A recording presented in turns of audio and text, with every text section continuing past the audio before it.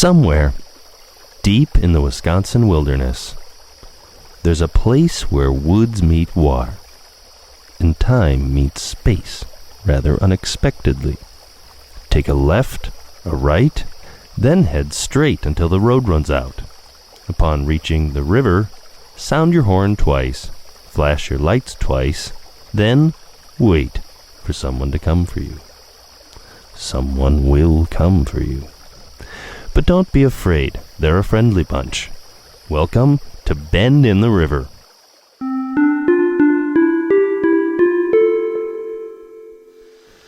Good evening to all you night owls out there listening to WOO Radio. At last, it's a calm evening here in River Bend. After a strange few weeks, and I do mean strange, things finally seem to be settling. 2 weeks ago, someone burned the plans for the new high-water bridge in the dead of night. A wild chase ensued to find the man or beast responsible, but all the search party could find was a giant brain on the banks of the river. You heard it right, a giant brain. For a while there, it sure felt like River Bend was in for some trouble, but it all shook out in the end. With some local canine assistance, thank you, Rufus, the brain has been disposed of. And thanks to engineer George Sunby and to David, our intern from Madison, construction on the high-water bridge has resumed. Speaking of George, I'm told he's still feeling a bit under the weather with that nasty cough, so if you have any home remedies out there, feel free to call him in. Well, looks like we've nearly reached the witching hour. To those of you who danced your feet off tonight at the River Bend Tri-Annual Polka Night, be sure to ice them up real good upon returning home. And to help you get there, here's a little tune. I'm dancing the night, away. Man, who knew that they knew how to drink this much in 1958? I think I might have just invented the Long Island iced tea a few years before its time. Maybe they'll start calling it the River Bend iced tea. Oh, what a night. Just what I needed after the last 2 weeks of, well, whatever this is. Hello? Who's there? Oh, what's that? Stuart? Not again. Maybe it's just a cat. It's just a cat, not a murderous wild man. That would be crazy. I found my underwear in the river, but the truffles were gone. Okay, no, that's definitely not a cat. Please pass the salt. Why, yes, I'm a natural brunette. Mayor? Mayor Olson? Is that you? Oh, what are you doing back in that alley? Standing in a garbage can, it appears. Oh no, not again. Mayor, are you sleepwalking again? I never found the way to find the forest. Mayor, I hate to interrupt, but you're standing in a pile of trash.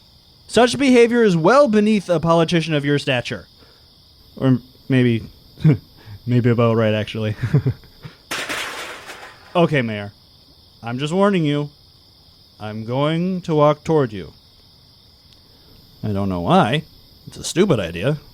I should be at George's place, in bed, not voluntarily entering alleyways already occupied by sleepwalking men who are slapping at garbage cans.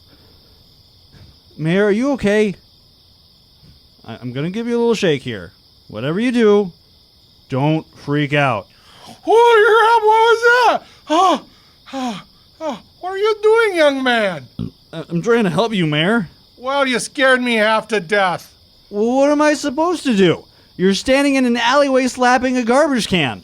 I absolutely was not slapping a... Wait, hold on. I don't want to lose this. Yes. Now I remember. It was the most wonderful dream. Well, it sure looked like you were enjoying yourself. Yeah, it's all coming back to me now. Oh, yes. I'd been selected by the president to attend the banquet of Slovak Delights. Slovak Delights? Have you ever had really good paska? I don't think I've had paska of any quality. It's a bread sweeter than cake, David. Betty doesn't let me eat it anymore, not since the heart attack. But it was there, at the banquet. Of Slovak Delights? Yes, and there was cabbage soup and fried fish, and I was about to eat it all when you wait a minute. Am I standing in trash? I don't think you got any of it in your mouth, sir. Oh, I see. This is an odd night for me. Odd night for both of us. Your discretion in this matter would be most appreciated. Perhaps I can entice you to keep this one under your hat by offering you the key to the city. Oh, I think I've got enough of those, thank you. Besides, I'd never tell anyone that I found you in an alleyway at night, standing in a garbage can, asleep and yammering about Pascha. Not just any Pascha. The best Slovak Pascha this side of the Mississippi. I don't doubt that. Now, hurry up and get home. We both should. It's almost time for the blackout. Are you kidding? Asleep again? Mayor Olson! Slovak delight. Okay, I'm getting out of here. No, don't follow me. Stop. Mayor, I don't want your delight, Slovak or otherwise. I'll head up the bridge. It's under construction. He won't follow me up there. Wait. Who's that on the bridge? Hello? Too many rubber band iced teas for me. Oh, my head is spinning. Could have sworn I saw someone. You did. Hello? Who's there? It's me, Jory. Jory! I didn't recognize you right away. Hey, what are you doing out here on the bridge so late anyway? I thought you and George left the polka together because he wasn't feeling well. Yes, well, I thought I'd come back out, clear my head with a bit of night fishing. Night fishing? Huh. This is the best spot to catch perch, you know, at night, I mean. Yeah? Well, that totally makes sense, I guess. Hey, you mind if I sit on this bench with you? Well, Because I think I might fall over otherwise. I suppose that's fine, David. What a night! Woo! You wouldn't even believe what I just saw. Wow. Since you're already here, why don't you tell me? Well, I would. Except I promised Mayor Olson I'd be discreet about his eating garbage and all. Right. Well, I guess that explains why so much garbage comes out of politicians' mouths, given how much goes in. Hey, what's that out in the water? Where? Is that a boat? Who is that? Oh, that's Rykert, the fisherman. You've met him before, haven't you? Oh yeah. We met last week. He told me all about the prime snake and... Oh, that reminds me. I have to tell him what I learned about in the cave. Hey, Rykert! How was the polka night, David? Rykert, I learned something about the brain. It's important. I was in the cave with someone told me the snake doesn't, with the brain, Sounds like you had a good time tonight. A little too good of a time, maybe? What? No, Rykert, the brain belongs to the prime. Hello, Jory. Looking out for this one tonight? Hi, Rykert. Yes, I suppose I have to. No. It's not that. He was telling me. He said. Sounds like I missed quite a party. Anyway, enjoy yourselves and try to keep it down. Don't want you two scaring off the fish. Hey! Where are you going? Away from you, I imagine. But the river. Whoa, that step came out of nowhere. Sit down, David, before you hurt yourself. Sorry, but I really needed to talk to him. We can find him later. Maybe when you've sobered up a little. What's bothering you anyway? It sounds too crazy. Someone burned George's bridge plans. Stuart is leaving dead ravens around town, and you just found a giant brain on the bank of the river. I bet it's not any crazier than all that. Have you ever heard about something called the Oxbow effect? The Oxbow effect? Someone mentioned it, and I didn't know what it was. Well, I don't know what an oxbow effect is, but an oxbow's a lake that used to be part of a river. Part of the river? Sure. It's not all that uncommon. Just think about how the river here bends and twists so often. That's why our town's called Riverbend. Sometimes when there's a really big curve in the river, the water will start to change its course in order to find a more direct route. Eventually, and this takes years and years, of course, the river just cuts off that big curve entirely. The curve that gets cut becomes its own lake, an oxbow lake. Huh. An oxbow lake. I wonder why that was so important to the person I heard it from. Well, we have an oxbow lake here in Riverbend. People like to walk or fish around it. George is always out there getting fresh air. I see. An oxbow. I never knew how far sound could carry across a river. It sounds like they're right next to us, doesn't it? Yet, they're at least half a mile off at the dance hall.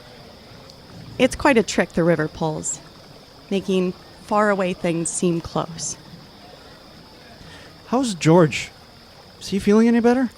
What? Well, that's why you left the dance, right? George said he wasn't feeling well and you were going to walk him home. Oh, yes, well, I don't know if he's feeling any better. We walked to his house and then I grabbed my pole and I came here.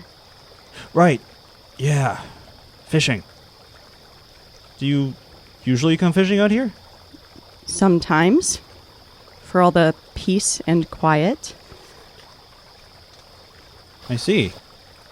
Well, I'm no night fishing expert, but isn't it easier to catch the fish when you put your line in the water? Oh, I guess I forgot. Better put some bait on there, too.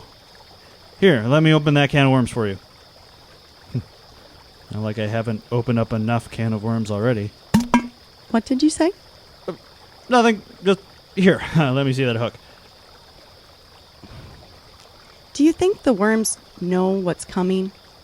I mean, while they're trapped in that little can. I hope not. But they ought to feel better in that can than they do in the water. I mean, if I was a worm, I'd take the water any day. That's assuming you have the choice. Are you mad at the worm, Jory? Because I'm sensing a hint of irritation directed at someone.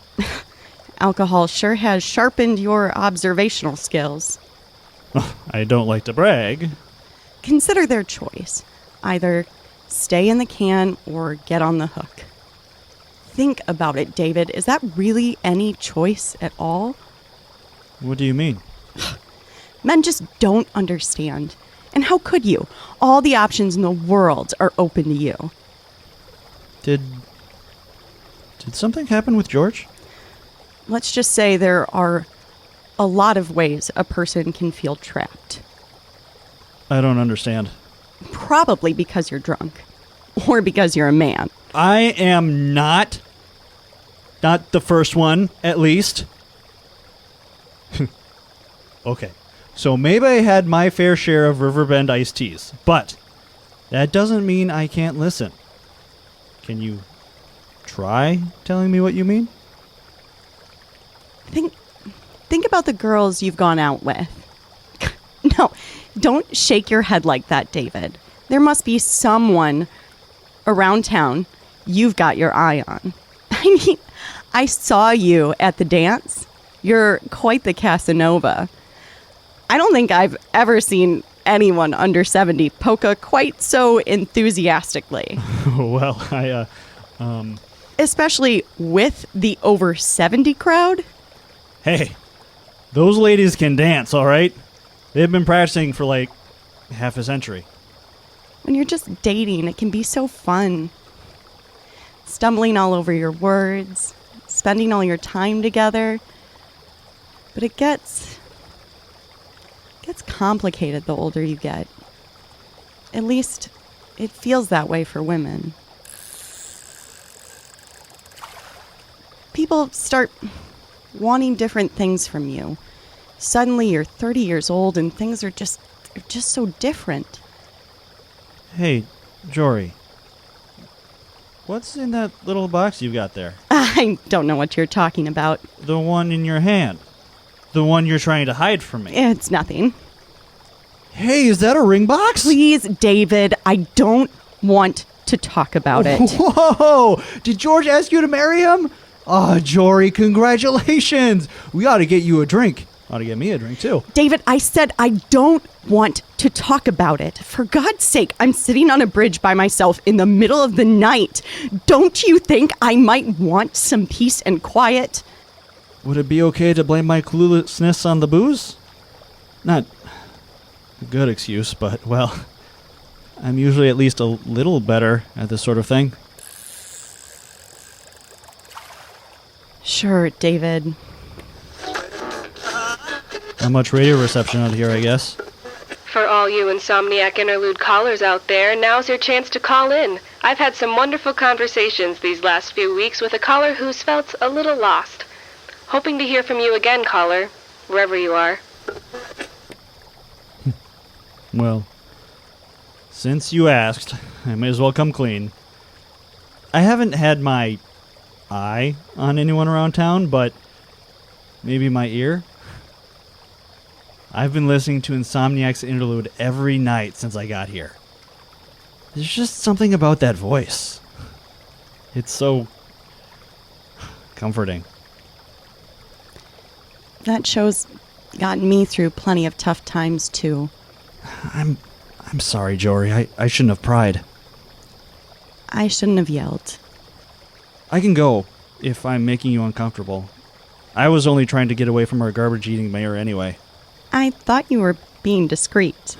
Yeah, I thought I was too. You can stay. I actually don't mind your company.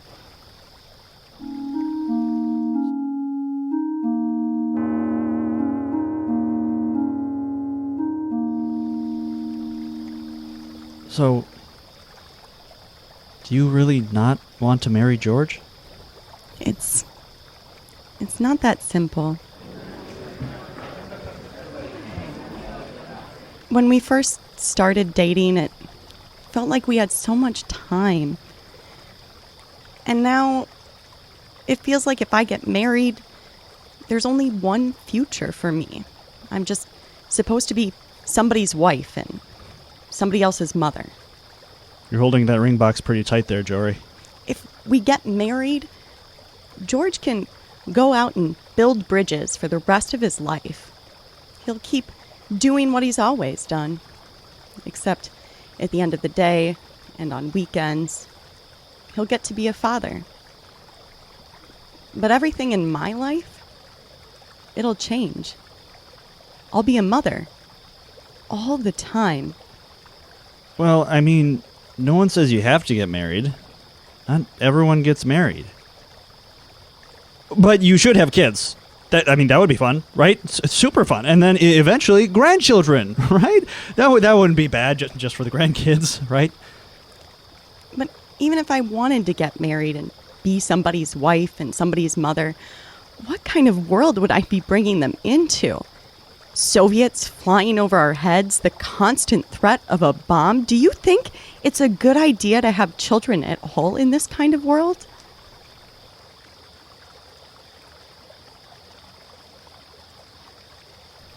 Maybe this world isn't as bad as you think. You're one of those optimists, huh? I like to think I am. Yeah, well, the nights are nice at least. When I sit out here long enough, the water starts to look pretty peaceful. Everything dissolves in water, eventually, you know? Pretty tempting sometimes. Like something could fall in and it wouldn't even leave a mark. It'd just vanish forever. Why don't you let me hang on to that ring box for you? Not a chance. it won't last forever. All this stuff with the Soviets, I mean, they're just posturing. They're not going to drop any bombs on you. On us. How do you know? Not even Elmira's ventured that kind of prediction. Just a hunch? Quite a hunch. Well, even if I'm wrong, even if things do get worse, isn't putting your life on hold, not having kids, living differently because you're afraid, isn't that exactly what the Soviets want? Putting my life on hold? You know, that's pretty fresh coming from you, David. The last time I checked, you didn't know a damned thing about having children. Maybe life feels free and simple to you, but you're not the one who has to sacrifice your life, your job, your freedom if you have a baby. I'm sorry, okay? Jeez. Why is it men always think they know everything about the future? Probably because of the persuasive, all-encompassing effects of the patriarchy. A persistent and damaging ideology that is difficult to understand and almost impossible to circumvent. Excuse me?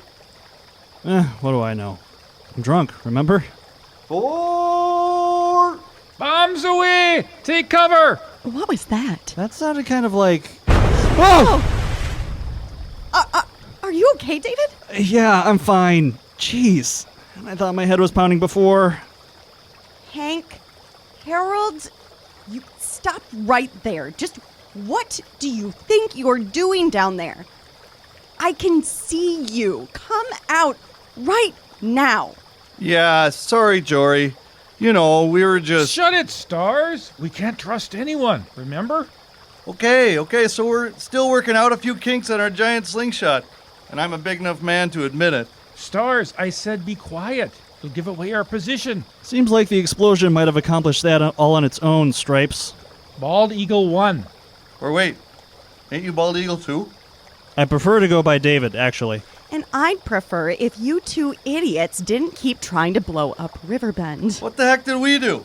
And why are you so angry anyway? Let's see, Hank. It's the middle of the night. You climbed onto the unfinished bridge. You set off what sounded like a bomb. And then you try to hide from me. How could I be upset? Women are always so particular about it when you... What did you just say to me, Harold? Aren't we due for a Soviet atom bomb right about now? Say that to me one more time. What are women always so particular about? Well, what I mean was, I guess I was trying to, you see, the Soviets, in a bit of a pickle here, Stars. You mind helping me out? Well, I mean, what Stripes over here is trying to say that, it's, we're trying... Sputnik! You know, Go on, Hank. I'm listening. He was just saying maybe it's time we, head on home. Get some shut-eye. Maybe shut our mouths while we're at it. Some of the best ideas you've had yet. Well, all right then. Over and out, Bald Eagle 1. It's Bald Eagle 2. See you later, Hank. Harold. Use the code names. So, what's our code name for Jory anyway? Ma'am. From here on out, we just call her Ma'am. Well, that was exciting. It was funny the first 10 times they tried to shoot down Sputnik. Now it's a little irritating. They do strike me as a few cards short of a deck. They're not the only ones. Sometimes I wonder if being in this town drives people crazy. I know the feeling. Sick of us already? No, not at all. I like Riverbend. A lot. In fact, I'm sort of thinking about it. Doesn't your family in Madison miss you? To be honest, I haven't actually thought about it that much. Life here is so different. It seems somehow simpler. Certainly slower, I'll bet. And it's getting quieter here all the time. That radio program, Insomniac's Interlude, it used to get callers from all over, not just Riverbend. The signal would bounce across the world, And sometimes we'd hear people from places you wouldn't believe. Callers from faraway places? I bet I'd believe it. But lately, there hasn't been a single call from anywhere but here. I know it's just a radio program, but it feels like maybe the world has forgotten about little old Riverbend. No, I wouldn't be surprised. Life in Riverbend, it feels like a dream. It feels like the sort of place where you're safe, where nothing bad can happen to you. Well, you know that's not true. Look at what's going on with George. George? What do you mean? His cough? It's not just a cough. There's something wrong with his lungs. The doctor said it could be pneumonia. But he's been sick for a while, right? No, actually. He had a bit of a cold a couple of weeks ago, but it didn't start to get bad until recently. Recently? Like, when I got here? Exactly. He's been so glad to have you around. I don't know if he could have gotten it all done without you. You came at the perfect time. Or maybe at the worst time. What? He got sick right around the time I got here, didn't he? What's that got to do with his lungs? I don't know. I just... Sometimes I guess I start to wonder. Funny thing, Riverbend. Like a dream I know I'll have to wake up from. All this happened so fast. I didn't have time to think, and sometimes I wonder if I even want to wake up, you know? I can't quite tell if having this dream, if it's a good one, or a nightmare. Now, I'm the one who's not sure I understand. Sometimes I wonder if I even know how to wake up. It's like you said, that water starts to seem pretty tempting. I keep wondering, if I just dove in, would that wake me up? David, we aren't talking in metaphors here, aren't we? What's that? Look, across the river. It's George. He's coming this way. I think he's looking for you. And wait, who's that? Over there, coming from the other direction. Oh no. I think that's the mayor. What is it with you and the mayor? You could say we have a Slovak connection. Looks like they're both headed this way. Too bad. I've had a nice time out here with you, David. You too. I feel like I didn't really know you until today. The strange thing is, you just seem so familiar to me. Every time we talk, I get this feeling like I know what you're about to say. Before they get back, what do you think? Should I wake up, or do I keep dreaming? What do you think is the right thing to do? I don't know. What are you going to do about George? I don't know either. Look, for what it's worth, I don't think it's always going to be this way for women who get married. I mean, just look at everything that's already happened. Wasn't it in our lifetime that women got the right to vote? David, how old do you think I am? Shoot. Sorry. I'm sorry. Really should have paid more attention in history class. Or math class. What I mean is, things are changing so much these days. Think about all the good things that have happened even since the war. And think about all the good things right here in Riverbend. All the happy times you've had with George. I think that's what matters most. Not the rest of it, not what other people want. George and I, we do have a lot of happy times. You two are good people. Kind people. You have to do what you think is right. My 2 cents? You'd be great parents. Heck, probably great grandparents one day. Just a hunch. You and your hunches. You know, David, sometimes I have a hard time believing you're only 25. You seem wise beyond your years. I blame the Riverbend iced teas. I don't know. I don't think you're as drunk as you think you are. Just a hunch. Hey there, you two. What are you doing up on the bridge? What'll I tell him? Hey, George, coming up. The stars look amazing from here. Listen, George, who cares what everyone else wants? If 60 years from now, you and George are old and happy, but you don't have children or grandchildren, I think that's okay. I think you should do whatever you want in your life. Let your life belong to you, you know? Thank you, David. I think you're right. Now, quick, before George gets here, hold my fishing pole. What are you doing? Nothing, just... Wow. That's a beautiful ring you got there. I've been in 60 years. It will look just as beautiful. What is it with you and obsessing over the future? It almost feels like... Hey, George. I think Jory here has something she wants to tell you. Yes, darling?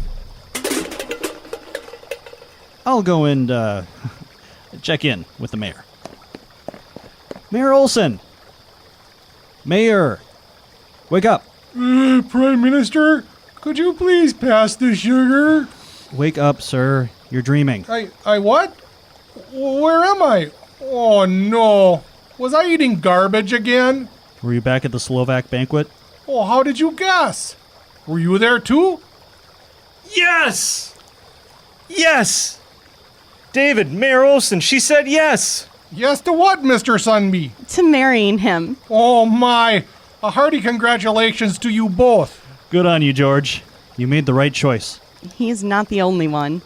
Come on, let's all go have a celebratory toast. I know a great place that serves Pascha. Not sure how we get there exactly, but fine Pascha nonetheless. You two go ahead. I'll walk the mayor home. Think you've had enough Slovak delights for one night, Mr. Mayor. Enough garbage, too. Discretion, young man. You sure, David? Come with us, David. No, that's okay. I'll be there in a while. Well, Mayor Olson, you out again? Guess so. Here, let me lead you on home. You just keep dreaming. It's nice to dream sometimes.